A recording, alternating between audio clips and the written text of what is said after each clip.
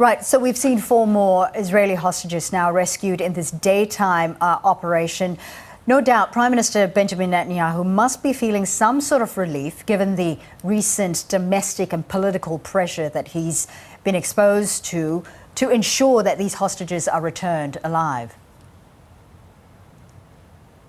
Well, I think that certainly getting these 4 individuals back is something that Israelis will welcome. But as your correspondent said quite correctly, there are still over 100 hostages remaining, and their fate is certainly still in jeopardy. And so, again, I think that while this was a successful military operation, which also produced, and we should note that it also produced a tragic outcome for innocent Palestinian civilians who were caught in the crossfire.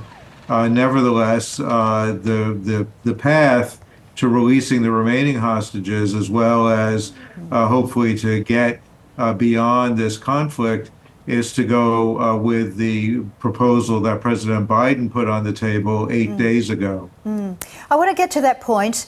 This rescue comes at this very sensitive point of negotiations over, more hostage release and a possible ceasefire as well. So what does this rescue operation actually mean for these negotiations?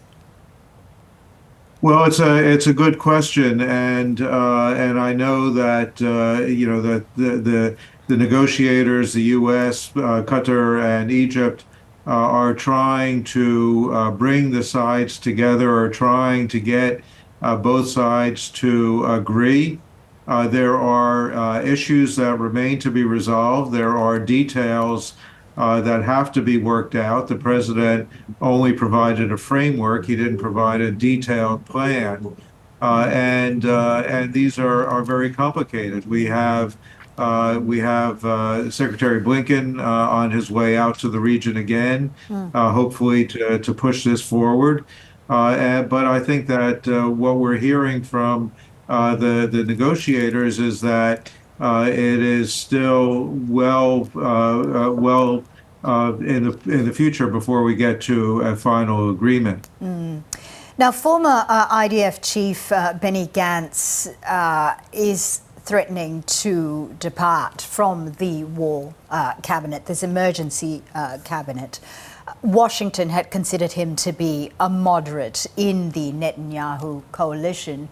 What would his departure mean for negotiations and indeed the way forward in this conflict?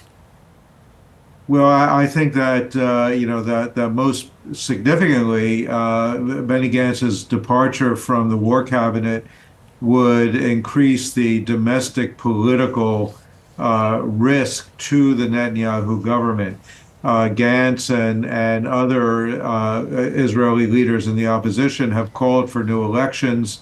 This is something that Netanyahu is desperately trying to avoid, but it would reinforce the fractures, and it would also, of course, put more power into the hands of the extreme right, the Ben-Gvirs and Smotriches of the Israeli government, who are absolutely opposed to any kind of negotiated resolution and continue to demand that Israel pursue a military outcome, which I think most people realize is not achievable.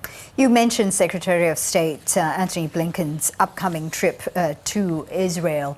Realistically, though, how much influence does Washington have on its Middle East ally currently, given Israel continues its aim to try to get rid of Hamas in Gaza?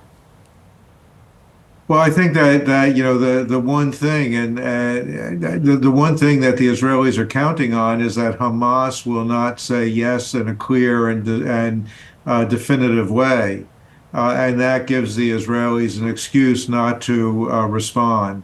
If Hamas were to say very clearly that they accept the Biden framework, that would give a lot more leverage into the hands of President Biden and Tony Blinken and the rest of the international community that has supported the Biden approach.